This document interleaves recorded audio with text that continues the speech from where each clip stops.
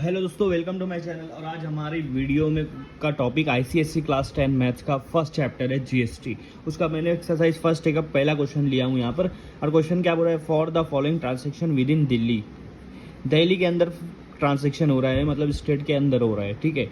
State कोई एक state से दूसरे स्टेट की बात नहीं चल रही है, तो यहाँ सबसे पहले याद रखना, जब सिर्फ एक ही स्टेट में बात हो रही है तो यहाँ पर आईजीएसटी जो पूछा जाता है ये 0 रहेगा, ठीक है। अभी यहाँ पर बोला है एमआरपी, कोई चीज़ भी बिक रही है उसकी एमआरपी है 12,000 रुपीज़, 12,000 रुपीज़, 12,000 रुपये की है।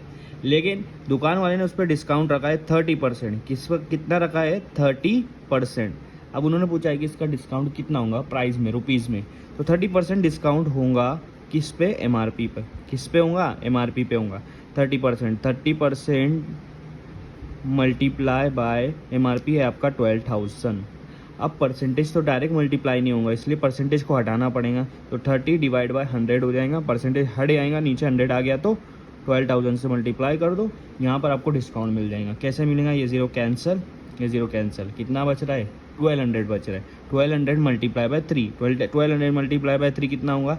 3600 रुपीज़। तो उसको डिस्काउंट मतलब 3600 रुपीज़ कम हो जाएगा, तो डिस्काउंट उसको मिल रहा है 3600 रुपीज़। फर्स्ट क्वेश्चन आपका सॉल्व हो गया है, ठीक है। आगे क्या पूछा है कि सेलिंग प्राइस पूछा है। सेलिंग प्राइस क्या होगा? सेलिंग प्राइस होता है एमआरपी में से डिस्काउंट को माइनस कर दो। आपको मतलब कोई चीज़ बोला है कि 100 रुपये की है, फिर हम उसको बार्गेनिंग करते हैं, तो उसके बाद बोलते हैं चलो ठीक है 10% का डिस्काउंट कर देता हूँ, मतलब 10 रुपये का डिस्काउंट हो गया। तो 100 में से 10 गया, कितना बचा? आप कितना पे करेंगे? 90। यही आपकी सेलिंग प्राइस रहेगा, एमआरपी माइनस डिस्काउंट। अगर जीएसटी नहीं भर रहे तब, हाँ, यहाँ पर जीएसटी की बात नहीं हो रही है अभी।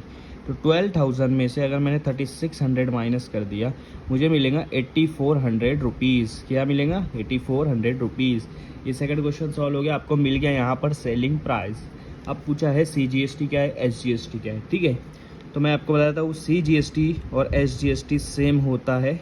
सीजीएसटी और एसजीएसटी सेम होता है, तो साथ में सॉल्व करेंगे। और ये होता है जीएसटी का हाफ, जीएसटी का हाफ होता है।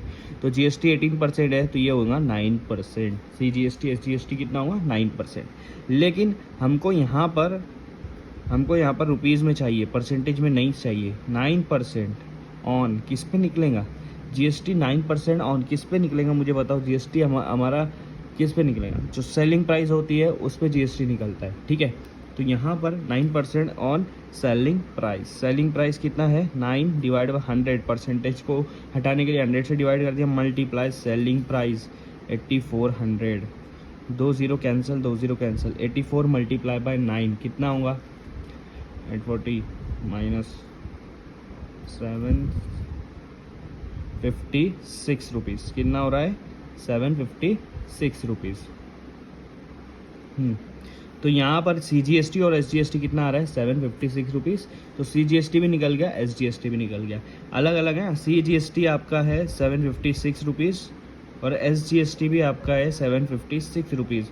अगर जीएसटी आप 18% दे रहे हो तो आधा स्टेट गवर्नमेंट को देना पड़ेगा, जो कि ये एसजीएसटी है, और आधा सेंट्रल गवर्नमेंट को देना पड़ेगा, जो कि सीजीएसटी है। 756 आप सेंट्रल को दे रहे हो और 756 आप स्टेट को दे रहे हो, दोनों को मिला दोगे तो आपका टोटल जीएसटी भी निकल जाएगा, ठीक है। यहाँ पर निकल गया। आईजीएसटी मैंने आपको बताया इंटर स्टेट है, तो आईजीएसटी नहीं आएगा। स्टेट के बाहर कोई काम नहीं हो रहा है किसी और स्टेट से, तो आईजीएसटी 0 रहेगा।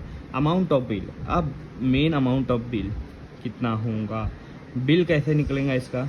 बिल निकलेगा इसका सेलिंग प्राइस। सेलिंग प्राइस कितना है, उसमें सीजीएसटी जोड़ेंगे और एसजीएसटी जोड़ेंगे, या डायरेक्ट जीएसटी जोड़ेंगे, ठीक है। तो हमने डायरेक्ट जीएसटी तो नहीं निकाला, इसलिए सीजीएसटी और एसजीएसटी जोड़ रहा हूँ। सेलिंग प्राइस है आपका 8400, जिसके अंदर सीजीएसटी है 756 और एसजीएसटी है 756। 750 कितना होगा आपका?